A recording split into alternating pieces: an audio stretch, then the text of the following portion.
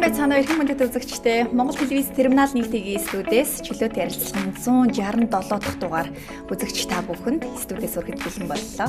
За өнөөдөр бид Монгол улсын түүхийн маш чухал олдвор дэлхийн түүхэд бас маш чухал үнэтэй нөлөө үзүүлэх үс хотын тойр олдсон. За мөн соёл иргэншлийн маш чухал мэдээллүүдийг агуулсан археологийн олдврууд олдсон талаарх мэдээллийг студидтэй хуваалцахаар өнөөдөр Шинжлэх ухааны академийн археологийн хүрээлэнгийн инновац хамтын ажиллагааны салбарын эрхлэгч түүхийн ухааны доктор Эрдэнэ очиртой ярилцахаар урайдан сайн байна уу? Сайхан сонсож байна та? Сайн байна, сайхан сонсож байна.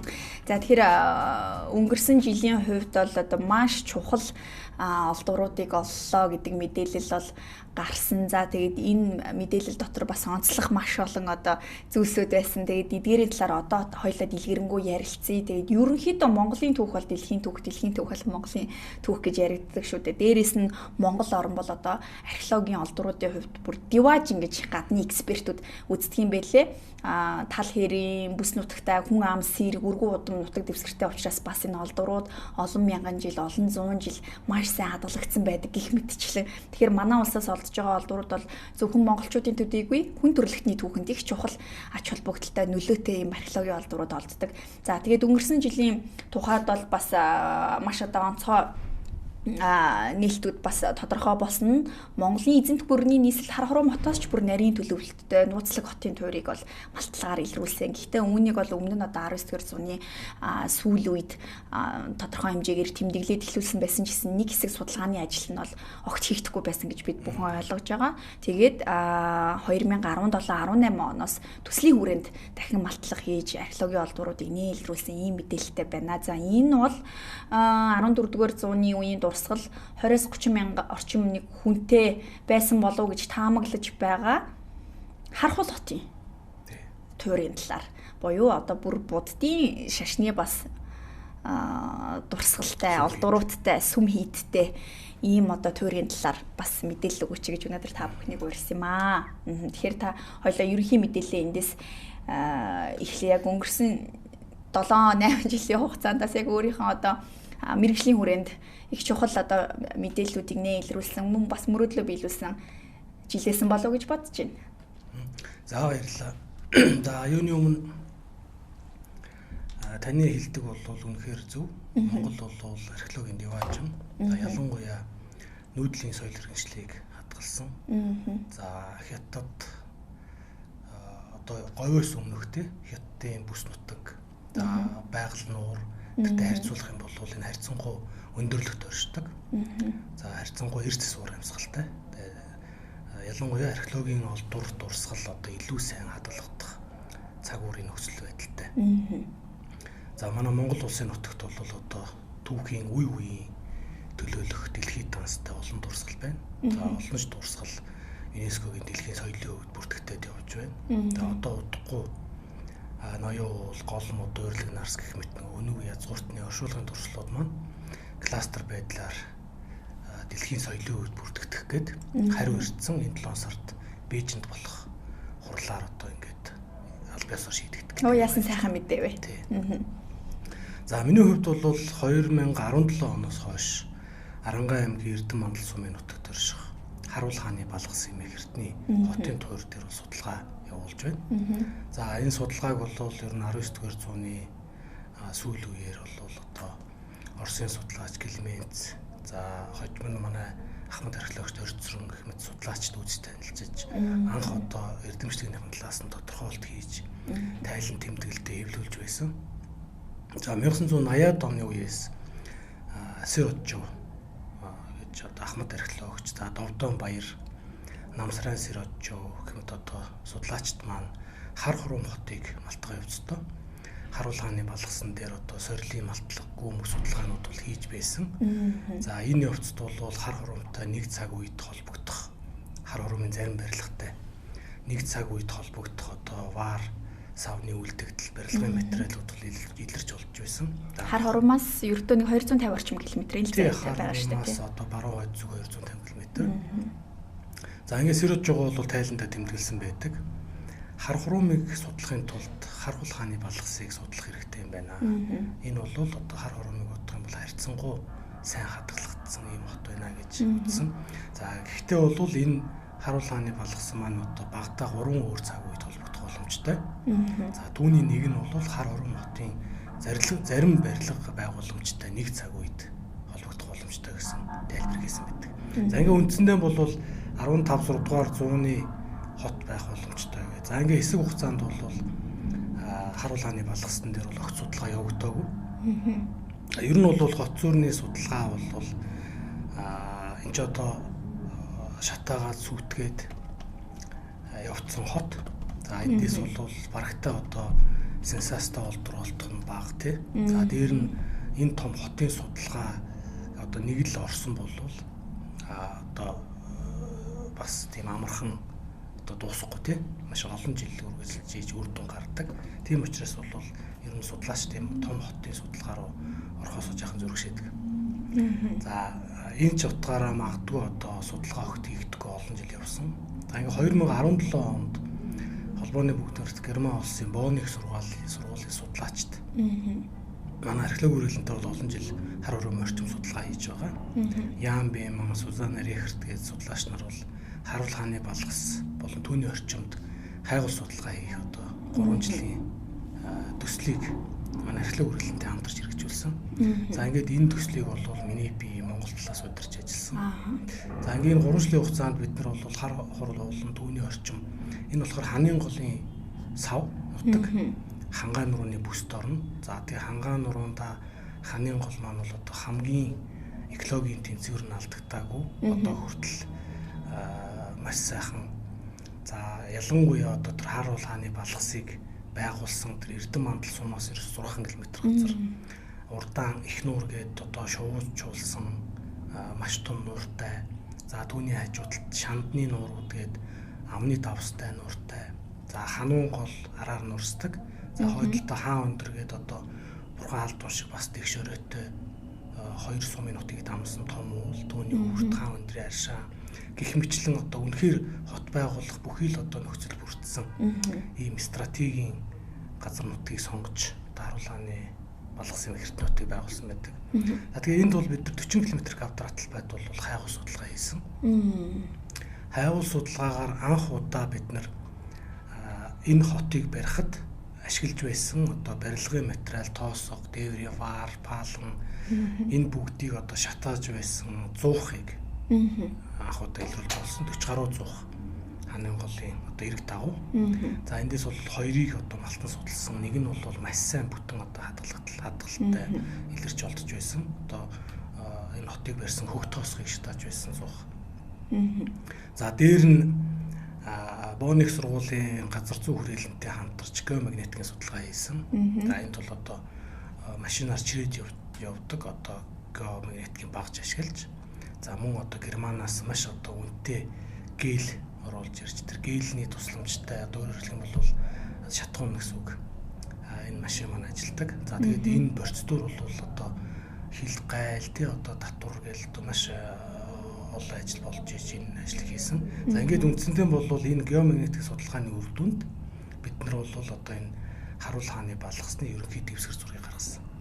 За энд бол одоо бол бидэнд мэдгэж байгаа 7-8 4 замын уулзур бол мэдэгдэж байна.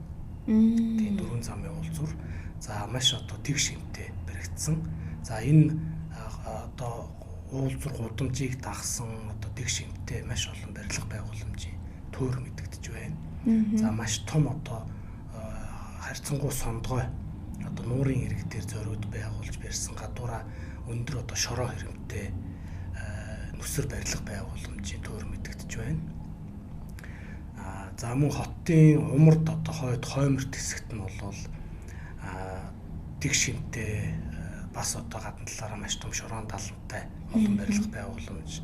Ер нь бол бие даасан одоо гадуура шороо хэрэмтэй тийм ордон маягийн барилга байгууламжууд нэлээд олонтой.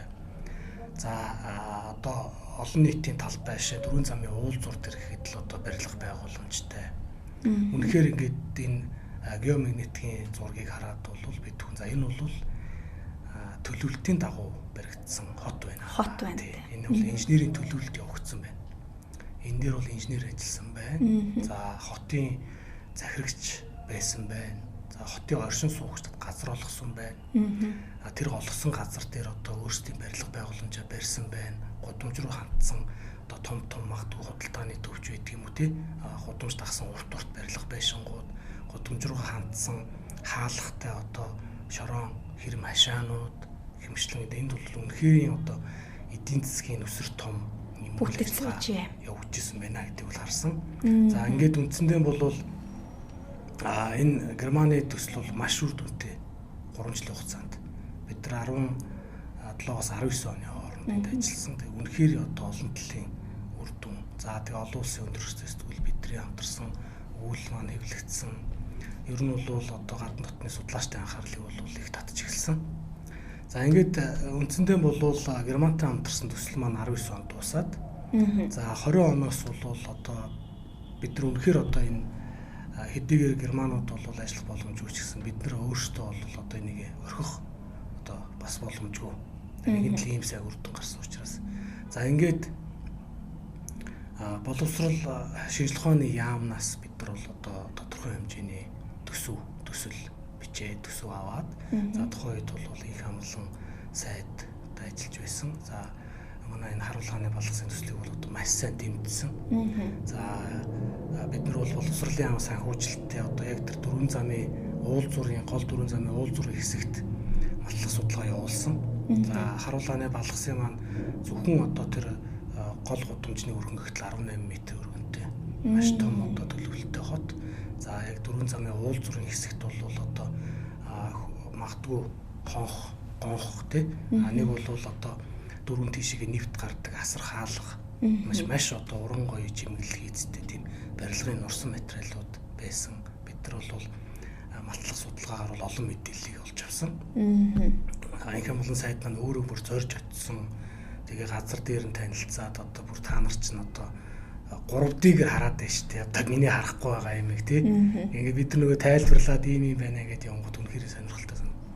За ингээд археологийн хүрээлэн маань бол энэ төслийг одоо чадах ятгаараа бол үргэлжлүүлээд явсан. За 23 онд одоо маш одоо бага төсөвтэй зөөхөн хоногтой бид нар бол сорилын малтлага явуулсан. За ингээд бол хотын хоймор хэсэгт орших одоо яг юу нь мэдэгдэх барилга байгууламжийн хэсэгтэр бол нэг жижиг сорилын малтлага хийсэн.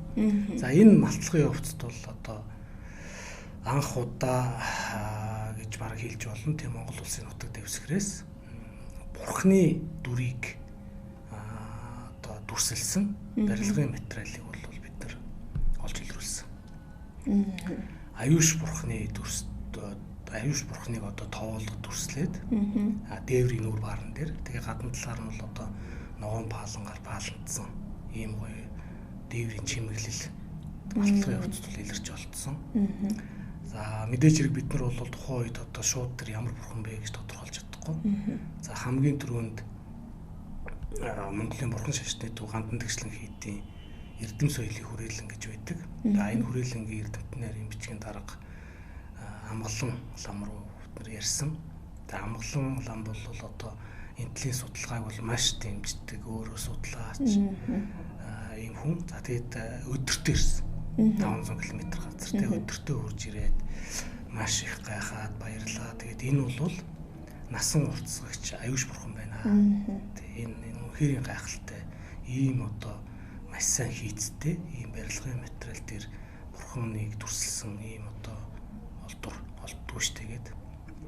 За ингээд үндсэндээ бол 24 оноос голомт банкны өв соёлын голомт гэж төсөл манай археологийн хүрээлэнд хэрэгжээд одоо энэ туулын савдах, туулын хар түн одоо вангийн ордон, тойрол вангийн ордон гэж бид нар өмнө ярьдаг байсан тийм. Туул голын савд тойрол хааны ордон дээр хэрэгжээд дуусч байсан. Өв соёлын голомт төсөл маань үндсэндээ дараагийн хаан ажиллах газар нь тодорхой болсон гэсэн үг. Тийм. Ер нь бол тэр туулын хар түн маань бол тэр өв соёлын голомт төслийн хүрээнд бол вангийн ордон гэдэг нь бол биш болж таарсан. Энэ бол 15 дугаар зууны үеийн бас одоо маш том гоёмсог хийстэй сүм хэд болох нь бол тогтоогдсон. За ингээ үндсэндээ бол 24 оноос эхлээд голомт банкны өв соёлын голомт төслийн хүрээнд харуулгааны балгасын судалгаа маань цаашаа үргэлжлэж гисэн.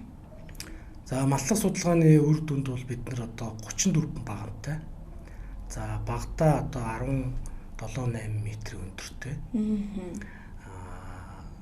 Одоо маш гоёмсог хийцтэй. За 2 давхар асар дээвэртэй байсан болов уу гэж тооцоолж байгаа. За ийм одоо том сүмийг одоо бид нар сүм болохыг нь тогтоосон. За үүнийг дагаад тэг шимтэй баригдсан одоо 12 барилга байгууламжтай. Өөрөөр хэлэх юм бол энэ сүм маань гадна талаараа за 150 хэрсэн 150 метрийн хэмжээтэй том шорон хэрэмтэй. За түүний дотор талд одоо баруун талаар нь хэд 4 дугна, зүүн талаараа 4 дугна, үүдний одоо дугантай. За сүмийн хойд хэсэгтээ дугантай. Ингээд үндсэндээ бол бас одоо төлөвлөлтийн дагуу баригдсан. За мөн аж ахуйн барилга байшинтай. Ийм цогцлбор хийд гэсэн үг л дээ. Ийм хийд болохыг нь бол бид нар бол тогтоосон. Тэгээ энэ хийдийн бас одоо зүүн талд дахиад бие даасан тусдаа одоо шороо хэрэмтэй барилга байгууламж байсан. За энэ дээр бид нар бас одоо сорилын малтлах хийгээд бас одоо хийд болохыг тогтоосон. Тэгээ үндсэндээ бол эдгээр хийд маань Харуул хааны Балгас Эмх Эрдэнэ хотын хойморт оршиж байгаа. Буддын шашны одоо сүм хийд болох нь бол тогтоогдсон. За гол бидний нөгөө анх малтсан сүмээс маань нөгөө аюуш бурхнаас гадна бурхан багшийн дүртэй одоо дээврийн нүүрвар бас илэрч олдсон. За шашны холбогдлолтой маш олон олдуурууд, үс нэр, суурга, цац гэх мэт одоо зүйлүүд бол илэрч олдож байсан.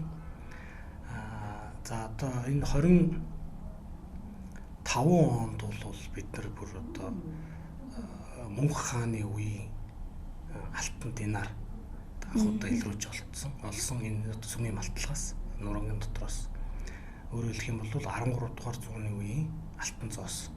Их Монгол улсын үед хамаарах. Тийм. Тэгэхээр энэ зоос маань бол одоо Монголд хийх зархилоогийн малтлагаас 2 дахь удаага илэрч олж байгаа зоос гэдгээр онцлогтой. Тэгээ эхний зоос бол хар уруу хотын цогтөг сүм гээд өвөөдөө хааны зарилгаар байгуулад 1256 онд барьж дуусгаж байсан. За хожим нь одоо Юан гүрний үед 2 удаа сэргээсэж байсан цогтөг сүм гэдэг нөгөө 90 м өндөртэй 5 давхар асар хэлбэрийн дээвэртэй юм том сүмийн сүншигнээс бол өмнө алтан зоос илэрч олж байсан. Эндээс бас одоо 1254 онд дэлдсэн Мөнх хааны мөнгөн зоос илэрч олдож байсан. За ингээд 25 онд бол алтан зоос Харуул хааны Балгасаас олдсон. За ер нь бол хоёр талдаа калима буюу крон судрын ишлэлтэй. Тийм крон судрын ишлэлтэй одоо Аллахаас өр бурхан үгүй. За Мухаммед бол Аллахын элч гэсэн араб бичгтэй. Ийм зоос байсан. Энэ яг одоо калимаг бол манай энэ түүх сад сүрэлэнгийн судлаач Гамбат маань бол одоо араб хэлээс тайлж уншсан байгаа. Анхудаа. Харин одоо энэ зоосыг хэдийн үед холбогдох вэ гэдгийг инхтер гэж судлаач Монголын одоо зоос судлалын холбооны тэргүүн. За Оросын улманы улсын Зенорро гэж одоо зоосны нээлттэй сайт байдаг. Тэрний одоо их Монгол улсын зоосны эксперт ийм одоо мундаг залуу Монголд байдаг. Энийг бол дэлхийн нийтээрээ бараг энэ үнийг мэддэг зоосны судлаачд. Тэгээ энэ хүнтэй бид нар одоо хамтарч ажиллаад за тэгээд энэ хид хідэн үндсэндээ бол инхтер маань 200-300 зоосон дотор харьцуулт хийсэн.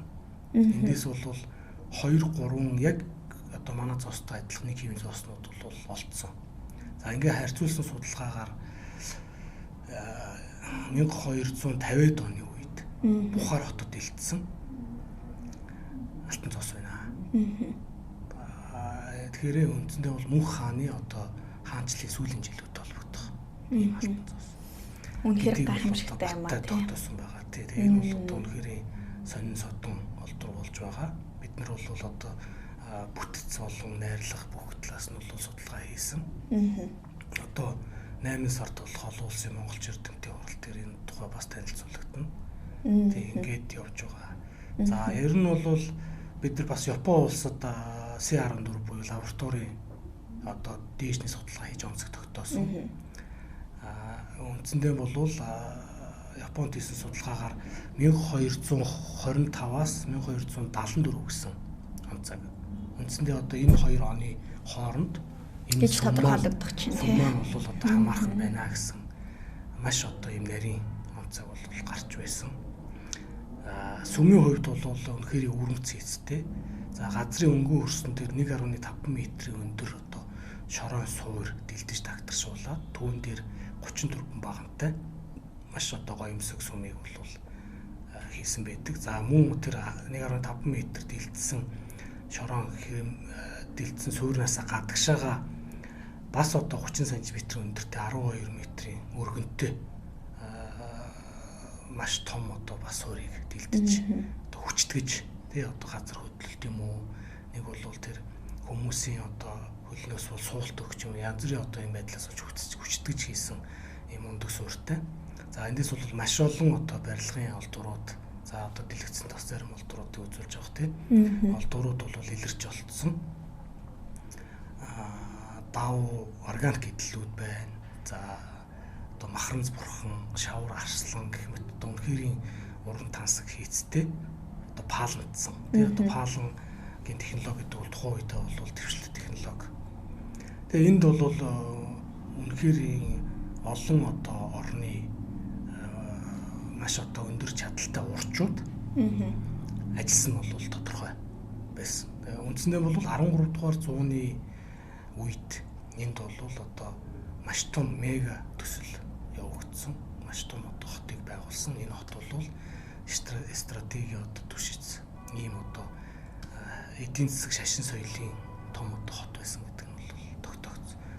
Ер нь сүм нь бол тэг тогтоож. Ер нь бол зүгээр хот бол өөрөө бол бас тийм агуулна. Бидний хамгийн гол барих зүйл бол хар уран хотын цогтөг сүмтэй одоо харуул хааны сүм маань бол нэг цаг үед гэдэг нь одоо хөдөлгөөн байхгүй тогтоогдож байгаа. Энэ дээр бол хит хитэн одоо зүйл дээр баримталж одоо энийг ярьж болно. За нэгдүгээрт бол лабораторийн онцаг. Энэ бол юан гүрэн биш, юанаас өмнөх үе. Их Монгол улсын үед холбогдож байна. Сүм маань. За хоёрдугаарт Алтан зоос тий. За 1254 онд дэлдсэн зоосыг цогтөг сүмний сүншигт хийсэн байхад 1250-ад оны сүүлээр Бухар хотод дэлдсэн зоос харуул хааны балгаснаас илэрч байх шийдэ. Тэгээ энэ хоёр бол одоо маш ойр цаг үеийг зааж байгаа. За хамгийн чухал зүйл нь цогтөг сүмийн балгаснаас илэрч олдсон Бурхан багшийн одоо чихний шавар одоо баримлж их байгаа. Тэр чихний хэв нь харуул хааны балгасан сүмээс гарч байгаа шүү дээ. Хэв нь тий. За мөн цогтөг сүмийн зарим одоо сүмийн чимэглэлтэй шавар чимэглэлүүд яг одоо нэг хэрцэх нэг хэмжээтэй харуул хааны балгаснаас илэрч олдож байгаа. Тэгэхээр цогтөг сүмийг барьж дуусаад тэнд байсан урчууд харуул хааны балгасан дээр шилжиж ирээд одоо энэ сүмийг барьсан биш үү гэсэн таамаглал. Ийм одоо таамаглал бий болж байна. Маш олон сонирхолтой асуултууд миний дотор ингээл хөврөөлэн. Тэгээд ер нь зүгээр хаанаас ямар археологийн олдвор олдно тэр одоо газрын хүмүүс судлаачид тухайн улс түүхийг өөрсдийнхоороо бичих боломж олддог, түүхээ эзэмших одоо эрх олддог гэж ярьдаг юм байлээ те. Хаана ямар олдор байна? Түүнийг одоо эзэмшиж байгаа улс орон газар нутаг түүхээ өөрсдийнхоороо тайлбарлах тэр маш том боломжийг үүсдэг гэдэг юм байлээ. Тэгэхээр одоо их сонирхолтой санагдаж байна. Монголчууд бол тэгэхээр 13 дугаар зууны үед өөрөөр хэлэх юм бол буддийн шашин тай болсон байсан гэдэг баримт нэгдүгээр толдлоо гэж бид бүхэн ойлгож байна. Дээрээс нь хар урам хот маань одоо юан гүрэнд хамаарахгүйгээр түүнээс эрт бүр тий урд нь ч гэсэн одоо яг тэр хэсгийн газар нутаг бол хотын төр ерөнхийдөө одоо том стратегийн бүс байсан болох нь тогтоогдож байна тийм үү. За тэгээд бүр их сонирхолтой нь одоо тэр насан уртсах чимээг хаюуш бурхны дүрслэлт бурхан багшин чих гэх мэтчлийн ингэж нэхэр монголчууд бол бурхны шашинд бас тий хожуу биш маш эрт их Монгол улсын үеэс шүтдэг энэ ойлголт орж ирсэн байна гэдэг одоо юм явж байна. За мөн дээрэс нь ер нь нүүдлийн соёл иргэншилтэй гэж үзээд байсан чинь эн чинь 13 дугаар зуунд хар хурмаас дахиад нэг өөр 250 км-ийн зайд маш том бүтцтэй хотын туур байна гэдэг бас нэг мэдээлэл нэг гэхэр чинь одоо суурьшмал соёл иргэншилтэй улс үндэстэн бас байж таарах гэдэг тийм ээ. Гэх мэтчлэн ерөөсө түүхийг өөрчлөх үс том баримтууд гарч ирсэн болов гэж. Тий, ер нь бол сонсож байна. Буддын шашны дэлгэрэлтийг бол одоо 3 цаг үед авч үздэг шүү дээ. Тэгэхээр анхны дэлгэрэлт бол нийтийн тооллын өмнөх 3 дугаар зуун. За одоо Хүнүү хүрний үед. Тий, манайхтай харьцуулах юм бол анх одоо дэлгэрж бий болсон гэж үздэг. За хоёр дахь дэлгэрэлт бол одоо яг 13 дугаар зууны үед. Гурав дахь дэлгэрэлт нь бол 17 дугаар зууны үед гэж үздэг. Тэгэхээр түүхийн тулгуур одоо сурвалж бичгүүдэд Монголын одоо бүх хаадууд лам багштай байсан байдаг. Тийм. Одоо тулгуур сурвалж бичгүүдэд одоо бүгдээрэн дээр нь бол бичсэн байгаа. Бөө мөрөглөөс гадна бас лам багштай. Лам багштай тийм. Тэгээд тэр лам багш нарын нэр нь бүгд тодорхой. Хаадуудын нэр тодорхой, тэр хаан тийм багштай байсан гэх мэтлэн байдаг. Тэгэхээр бид нар бол хамгийн гол зангилын асуудал юу гэхээр энэ Харуул хааны Балгас хэмээх эртний хот маань сурвалжид огт одоо нэр нь гарч ирэхгүй байна. Нэг бол одоо маш олон орны судлаачд огт одоо олохгүй байна. Тий. Энэ хотыг барихын тулд энэ ч одоо их хуралдаагаар заавалчгүй оруулах шаардлагатай тийм. Энэ хотыг барихын тулд төсөөлүүлэх ёстой их хуралдаагаар оруулж. За тэгээд энэ маш олон урчуудыг төвлөрүүлэх шаардлага гарна. Тэдгээр урчуудын одоо цалин, пүнлүү, байр, сав, хоол, багж хэрэгсэл гэдэг нэг цогцоор нь шийдэх юм асуудлыг их хуралдаагаар бол заавалчгүй оруулсан байх ёстой. Яагаад одоо түүхийн сурвалж бичгүүдэд энэ хотын нэр энэ хотын талаар одоо огт байхгүй наа гэдэг. Тэгээ бид нар бол одоо ингээд нэр нь үл мэддэх 13 дугаар зууны одоо эртний хот гэсэн маягтай бол ингээд явж байгаа. Мэдээч хэрэг одоо сурвалж судалгааны ажлууд бол хийгдэж байна. За ялангуяа одоо эрдэм соёлын хүрээлэн дээр Монголын ламын удирдлаганд орвол энэ төвдийн эртний сурвалжууд дээрхтэй энэ одоо хаадын лам багш нарын нэрийг одоо хөөж тэндээс одоо магадгүй ямар нэгэн сэжүүр гарч ирэх боломжтой гэсэн үднээс бас иймэрхүү сурвалж судалгаа давхар явж байна. Ингээ олон талын асуудлууд байна. Хот суурин соёл иргэншил гэж үзэх юм бол одоо бараг хүнүүгээс эхэлнэ. Тий. Одоо 20 онд бол Луут хотын тойрыг бол баталгаажуулсан шүү дээ, тийм ээ. Тий, энэ бол шаниун ордон. Шаниун. Тэнгэрийн хүү шаниу гэсэн бүр бичиг хүртэл илрүүлсэн байдаг шүү дээ, тий. Шаниун орд өргөө. За 13 дугаар зуунаас өмнө бол одоо нүүдэлчд маань бол хот сууринтай аль хэзээ танил болсон. Хүнүүг үед байна. За түүнээс хойш одоо уугарын маш том нийслэл Ордуу Баликтэй 45 км квадраттай орхны хүнд эзэлж байна. Гэх мэтлэн 13 дугаар зууны үед бол хот суурин бол аль хэзээний бий болсон байсан. Тэгээд энэ хоттой бол бид нар зүгээр ер нь зэрэглэлийн хувьд мэдээч хэрэг хизээч одоо хар хорны зэрэгцэх боломжгүй. Яг гэх юм бол хар хорон маань бол одоо дэлхийг эзэлж байсан эзэн төрийн нийслэл. Харин энэ нийслэлийн дараа орох одоо томоохон хотод хамгийн том бөгөөд хамгийн ойр дагуул хот гэж баг хэлж болохоор ба штэ тухайн үеийн дагуул гэж бас хэлэхгүй хэдийгээр 250 км бас одоо олон уул ус хангай давж одоо өртөө замаар явж ижин ирэх боломжтой ийм том хот байгаа. Тэгээд энэтэй адилхан одоо энэ цаг үеийн хэд хэдэн хотууд бас эдэрч олдоод байгаа штэ. Жишээлх юм бол Хөдөө арлын Аавраг орд. За Читмүжид байгаа Конду гээд хасрын өрөөдмийн хотууд тий. Эдрийн зарим одоо тэр бурхан шашин барилгын материал энэ төр бол одоо бүр баг нэг хэвнийх гэмээр ийм одоо адилхан.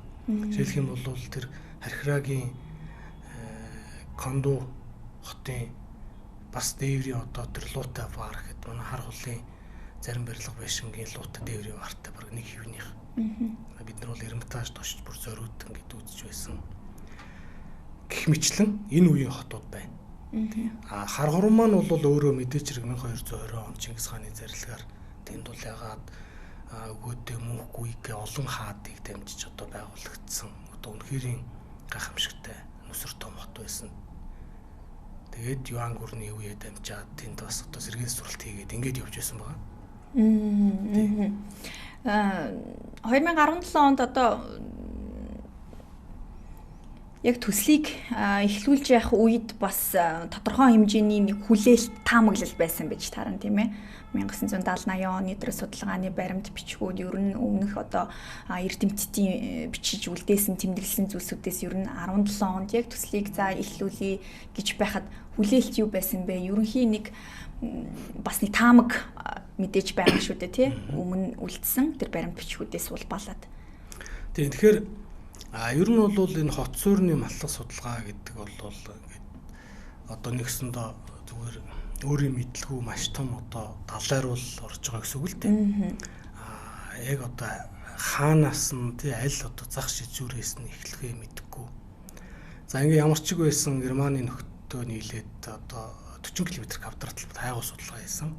За энэний хүрээнд бол бид нар одоо энэ хот маань бол хэд хэдэн дүүрэгт хуваагдах юм байна. Гар орчуудын дүүрэгт.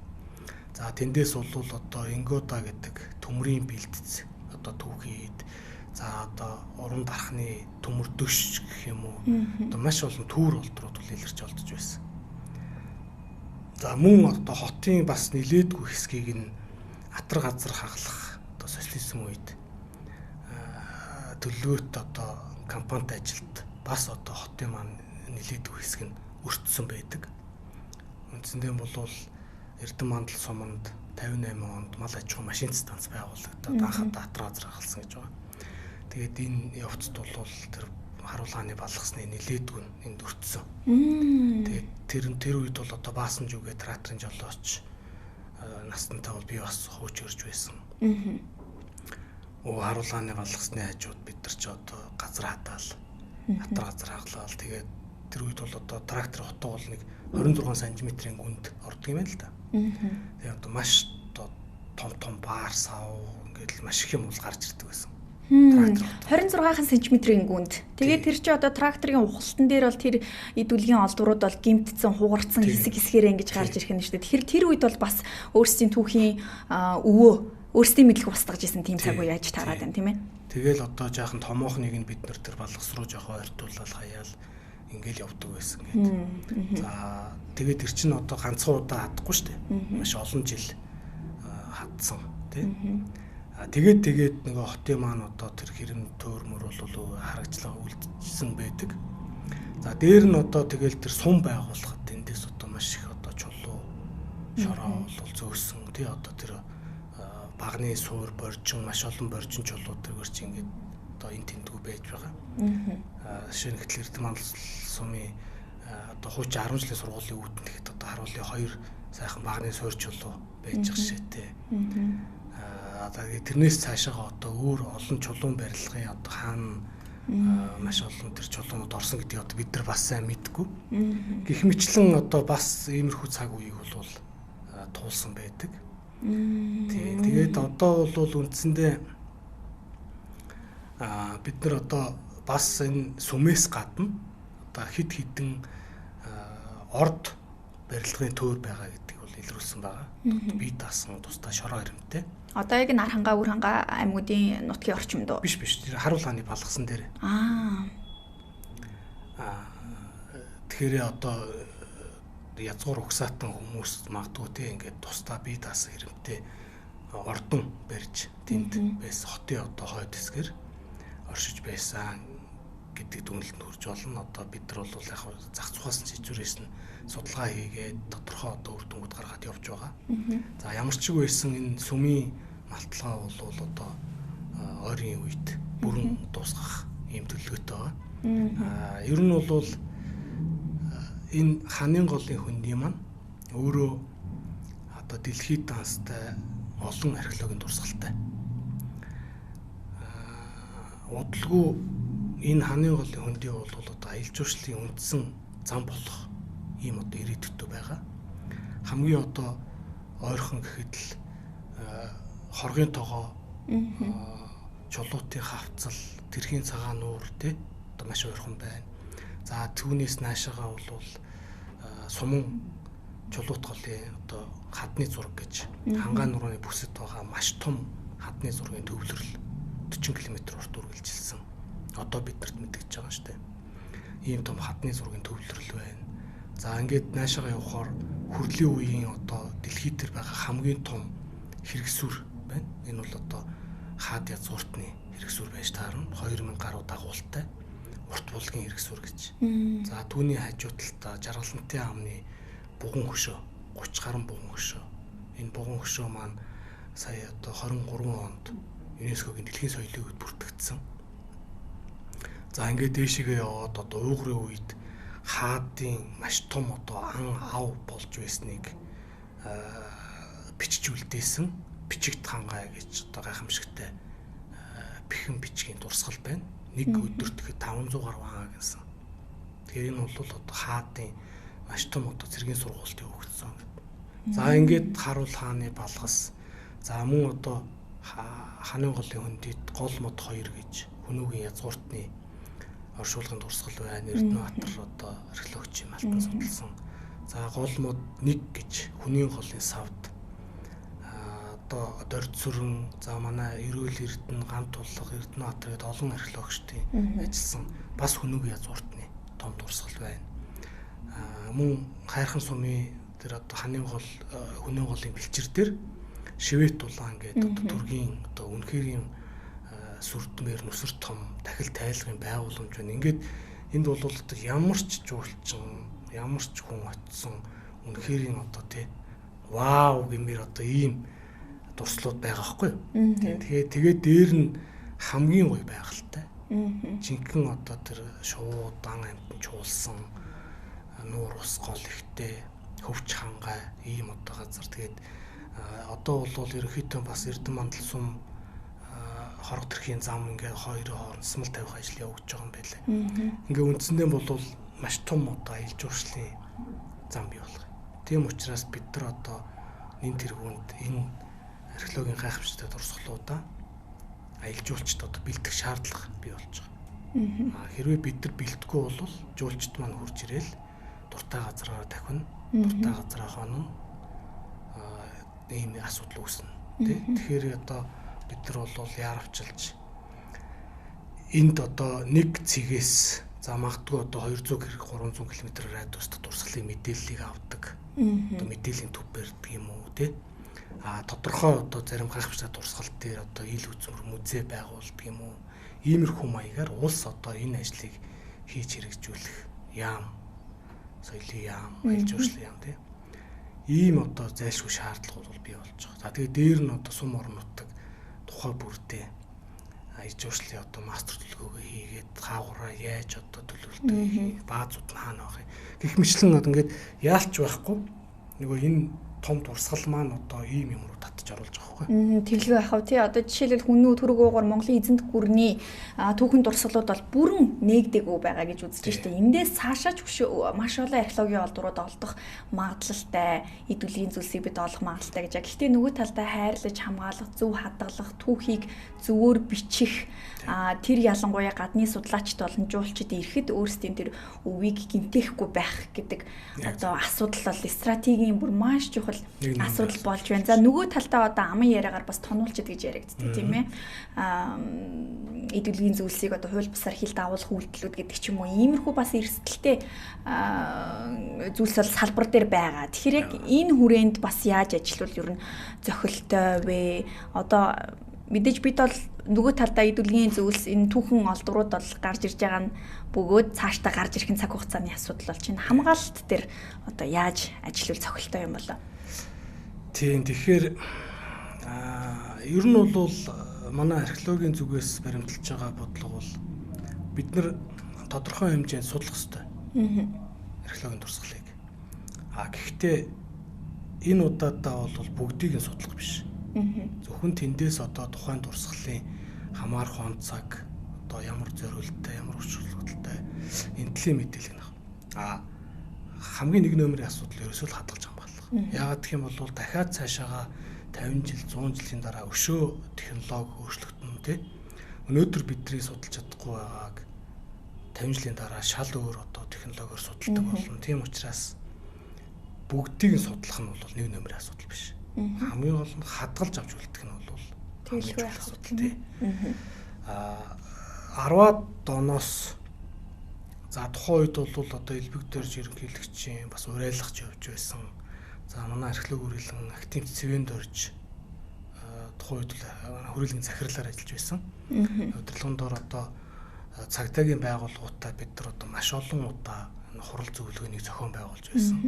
За ингээм үндсэндээ бол 15 оноос эрүүгийн хуулинд өөрчлөлт орсон. Тэгээд зөрчлийн хуультай хамт одоо хэрэгжиж эхэлсэн байдаг 15 оноос. Хуучин бол одоо археологийн дурсгал, соёлын үйлдвэрлэх дурсгалыг тонж сүйтгэсэн тохиолдолд захиргааны хариуцлагаар торгоод өнгөрөөдөг байсан. Одоо эрүүгийн ялтай болсон. Одоо бол эрүүгийн 25 дугаар бүлэг, эрүүгийн хуулийн 25 дугаар бүлэг соёлын үе эсрэг гэмт хэрэг гэсэн ийм одоо бүхэл бүтэн бүлэг одоо бий болсон. Тэгээд энэ соёлын үе эсрэг гэмт хэрэгтэй тэмцэх одоо тасаг байгуулагдсан. Цагдаа газрын. Одоо энд нэг 5-6 хүний бүрэлдэхүүнтэй тасаг ажиллаж байна. Тэгээд энэ тал дээр бол манай археологийн судлаачдын зүгээс бол нэлээд одоо идэвхтэй ажиллаж хууль хүчний байгууллагатайгаа одоо ийм шатанд орсон. Гэхдээ энэ хуулиа одоо бид нар сурчлах хэрэгтэй юм байна. Яг гэх юм бол энийг одоо ихэнх нь мэддгүй л явдаг юм байна л да. Тийм учраас би бол нөгөө соёлын үе эсрэг хэрэгтэй тэмцэх тасгийнхантай дандаа ярьдаг байхгүй. Нийлээд одоо хөдөө орон нутгаар яваад тайлбар танилцуулга хийгээд зурчилмаар байна. Тэгэхгүй бол одоо хөдөөний малчт маань энэ талаар сайн мэдгүй байна. Айгүй бол тэр тонж байгаа хүмүүс чинь шоронд суuna гэдгээс сайн мэдгүй явж байгаа тийм. За тэгээ яг одоо хэрэгцснээс хойш өнөөдөр хүртэл яг одоо өнний дагуу хичнээн хэрэг шийдэгдэв. Хичнээн кейсийг илрүүлээ юм тийм ээ. Болов яав энэ талын бас мэдээллийг бид нар бас авмаар байна. За хөдөө орон нутгийн маань цагдаа нар нөгөө малын хулгаатайгаа тэмцээд энэ тал дээр анхаарал хандуулахгүй байгаад байгаа зүйл их ажиглагдж байгаа. Энийг одоо яах ёстой юм? Сум орон нутагт соёлын үе мэрэгчлэлтэн гэж өнөөдөр хүртэл байхгүй байгаа. Соёлын яам болвол 5 жил тутамд байна уу та одоо 21 аймгийн 330 сумд одоо тооллого явуулдаг соёлын үеийн дурсгалын үйл хөдлөх дурсгалын. За тэгээд 5 жил тутамд тооллого явуулахад одоо нөгөө дурслууд маань тоногдсон хэд байгаа тийм тоногдоог үн хэд байгаа энэ талаар ямар мэдээлэл байгаа. Хамгийн зовлонтой асуудал нь одоо жишээ нь Эрдэнэ мандал сумын үйл хөдлөх дурсгалын бүртгэлийн улсын тооллогын жагсаалт нь соёлын төвийн одоо эрхлэгчдэр байдаг. Бүх сумдын тийм соёлын төвийн. Гэтэл соёлын төвийн эрхлэгч маань бол одоо соёлын үе мэрэгчлэлтэн биш шүү дээ. Тэгээ эн чинь бол баг урлагийн хүн байгаа тийм. Нөгөө урлаг уран сайхан концерт. Тэгэхээр энэ бүртгэлийг бүр өшөө одоо мэрэгжлийн боловсон хүчин байх хэрэгтэй байхгүй юу? Тийм. Тэгэхээр оронтой байхгүй.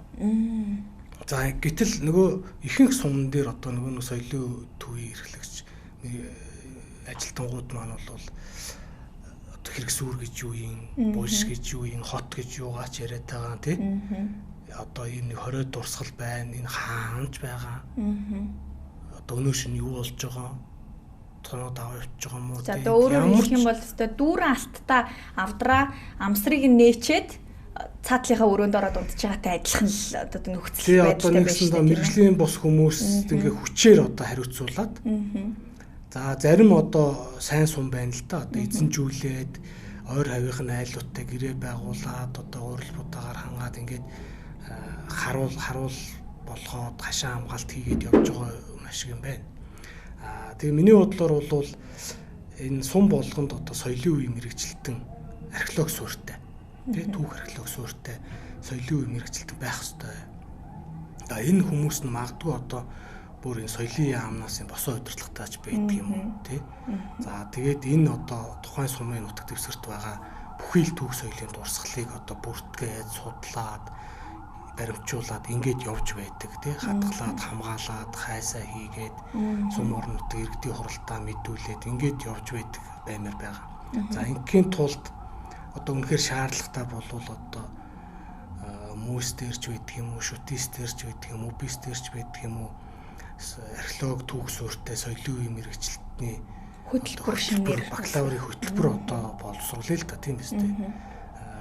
Энэ төрлийн асуудлыг бол байнга л одоо би хүмүүстэй ингээл яриад явдаг л да. Тэгээд яг ажил хэрэг болоод байгаа юм бол байхгүй.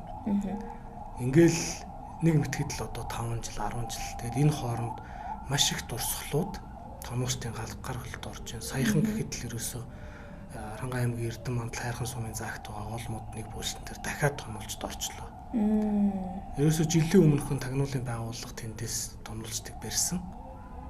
Тэгэхэд л одоо эргээл одоо баг буруу харахын оронд л дахиад одоо томж байгаа байхгүй. Тэг бүр ийм улаанд гарцсан. Тэгээд хамгийн гол нь тэр гайхамшигтай олдурууд маань одоо хаашаа гарч байна тий. Яаж гарч байна? Маш одоо хямд. Хэрвээ тэр олдурууд судлаачдын гараар орох юм бол тэр бол одоо үнэхэрийн гайхамшигтай шинжлэх ухааны ач холбогдолтой сенсац байгаа байхгүй юу? Мөн үнэлшгүй. Үнэлшгүй тийм. Магадгүй тэр дотор одоо хосгүй үнэт олдруулж байж болно.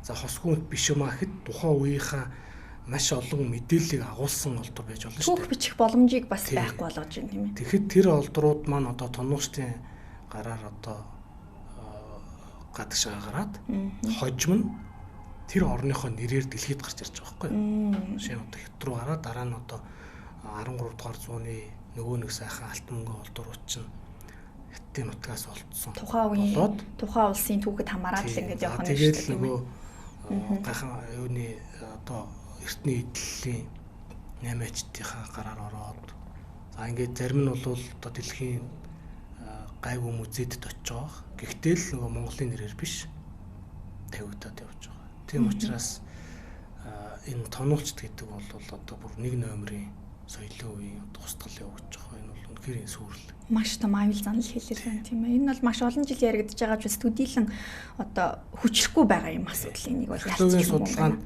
Соёл давхарх гэж ойлголт байдаг.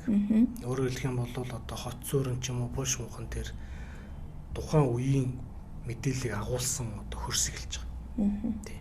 За энэ бол одоо магадгүй чулуун зэвсгээр бол ингээд 7-800 мянган жил 30-40 мянган жил тий. За ингээд наашаа одоо 3-4 мянган жил за 13 дугаар зууны үеийн турсгал байлаа гэтэл одоо 7-800-аад жилийн өмнөх тий. Энэ тэр соёл давхарга тэр олон жил ингээ хадгалагдаад ирсэн юмыг нэг удаа одоо ингээ тонолчд одоо хурцээрээ чавчаад ингээд хаяхад тэрийг бид нар дахиж одоо хизээч харахгүй. Тэр мэдээлэлд бүр устж байгаа. Тэгэхээр энэ бол хамгийн одоо харамсалтай. Энэ бол одоо зайлшгүй ярих шаардлагатай бас сэдв байна. 2020 онд Луут хотын туйр олдож явахдаас Монгол Улсын боловсролын сургуулийн багш судлаач Идэр хангаатай ярилцж байхадаас яг энэ зүйлсийг ингээд хэлж ирсэн. Ер нь альва олдвор, археологийн олдвор тэр судалгаа бол тухайн улс орны түүхээ эзэмших эрхийг нь олгож идэг маш үнэтэй соёлын бөөгөөд түүхийн чухал юм олдурууд байдаг. Тэгэхээр энийг хайрлаж хамгаалах нь за тэр нэг чулуунаас нэг зоосноос нэг одоо тэр барилгын материалын ч юм уу тий хилтерхийнээс маш олон зүйлийг тайлж уншдаг учраас одоо үнийгээ хамгаалах нь их чухал асуудал байдаг юм а гэдэг ойлголтыг ярьж ирсэн. Өнөөдөр бас таны амнаас дахин сонсоход таатай байна. Энэ хэдийгээр бас одоо нийтлэг яригадаад байдаг үсэд боловч зайлшгүй дурдах хэвээр мэдээлэл гэж бодож байна. Та бид хоёрын ярьслаа 6 минутын дараа дуусгах нь эргээд хоёлаа харуулханы болгосон талаарх мэдээлэл рүү орё. Одоо эндээс бас нэг зүйлийг сонирхолтой санагдаж байна. Яг энэ олдвруудад хамаарах хэдүүлгийн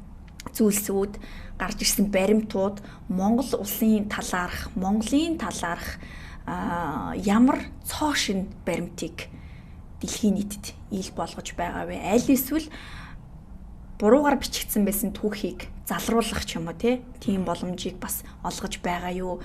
Энэ мэдээлэл их сонирхолтой байна. Товч хариулаад өгөхгүй та. Тий, за нэгдүгээрт бол энэ 80-аад оны үед одоо гүмэг судлагдсан байсан. Энэ одоо мэдээллийг бид нар бүр одоо маш тодорхой болгож байгаа. Он цагтай, баримттай, археологийн олдроор баяжуулаад.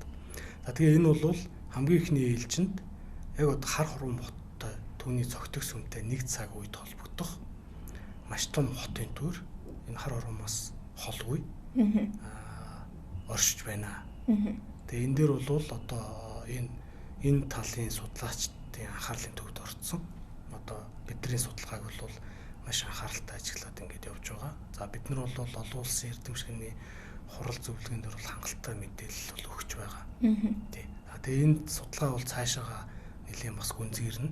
За мэдээч хэрэг нэг дор хаяж нэг 10 жил 20 жил явж ийж тий. Бас томох үр дүнд хүрнэ гэж бодож байгаа. За дараагийн нэг асуудал нь бол жишээлх юм бол нутгийн иргэд харуул гэдэг нэрийг маш их одоо мушгиж домог болгож тайлбарладаг байсан. Жишээлх юм бол харгуул бол ойрдын харгуул нэг хэлж байна. За тэгээд энд бол одоо нөгөө элбэг нэгүсгч хааны түүх яригддаг. Нөгөө цагаан цэсэн дээр улаан цус гоожод тэрийг нь бол одоо ийм улаан хацартай цагаан царайтай гүнж хаанаас олж болох вэ гэсэн таны хүүгийн ихнэр ийм штэ гэд тэгээ хүүгээ алаад одоо бэртэйгээ сууж байсан ийм элбэг нэгүсгч хааны домог байдаг штэ. Тэр домгийг энэ харуултай холбодог. Харвал гэж одоо ихийгээ барьж иддэг ийм амтан байдаг. Элбэг нэгүүлсэгч хаан одоо ийм бусрамг үйлдэл хийсэн учраас харвал гэж нэртэй болсон.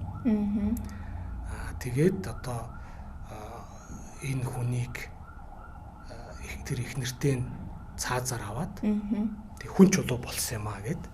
Тэгээд тэр ойрхон түргэн үеийн тий одоо энэ харуулганы балгаснаас уршаага 400-500 жилийн өмнө нэг одоо хоёр хүн чулууг холбоод домог ингээд домог болгоцсон. Яг түүх мэдгүй хүнд бол айгүй үнэмшилтэй. Тэ үнэмшилтэй сонсож байгаа. Нэр яг тийм бүх юм ингээд таарат байна тий.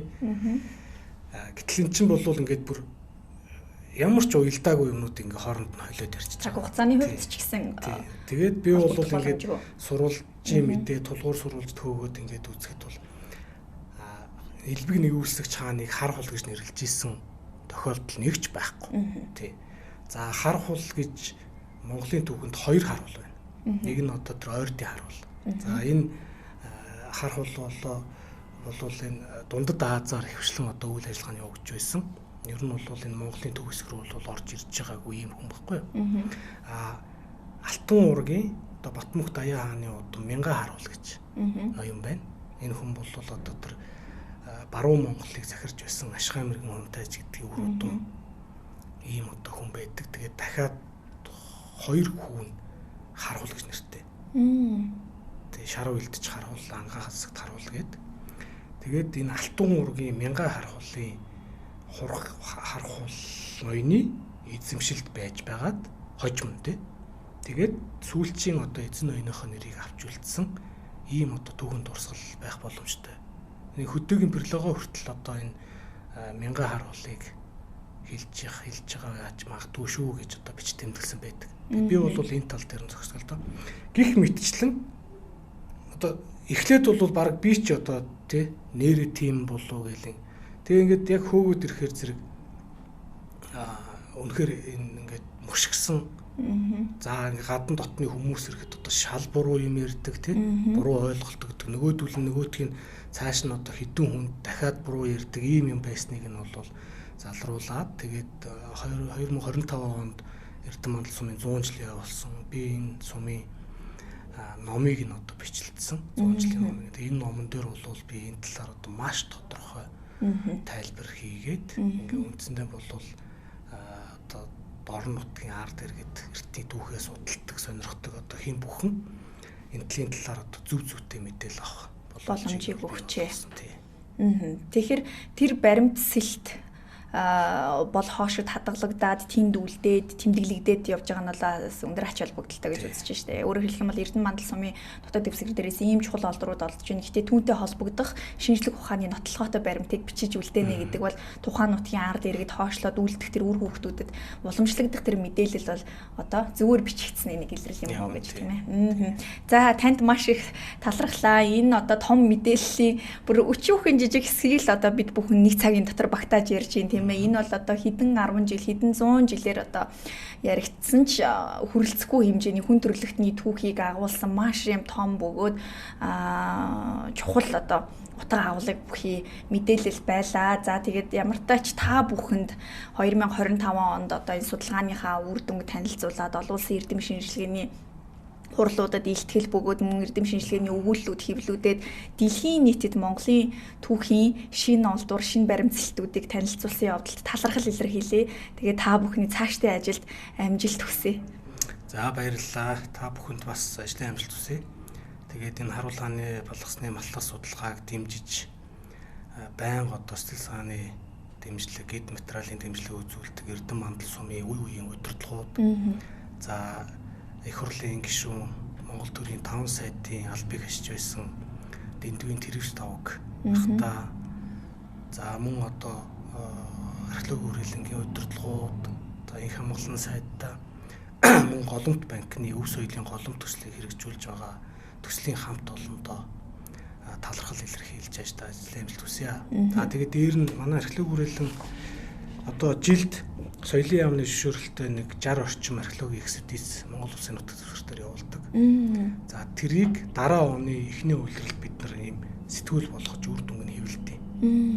Тэгээ энэ сэтгүүлийг бол манай археологи хүрээлэгийн захирал хэрэгжсэн доктор бид нар бол анх санаачилсан. За тэгээ би бол энийг эрхлэн гаргадаг. Тэгэхээр энэ дээр бол 25 оны манай археологи хүрээлэнгийн ажлын хүрээнд хийгдсэн Монгол улсын нутаг дэвсгэрээр хэрэгжсэн бүх археологийн дурсгалын үр дүн байгаа гэсэн үг. Тэгэхээр та бүхэн маань бас одоо энэтэй танилцаад за магадгүй одоо заримаас нь урьж ярилцлага авах боломжтой.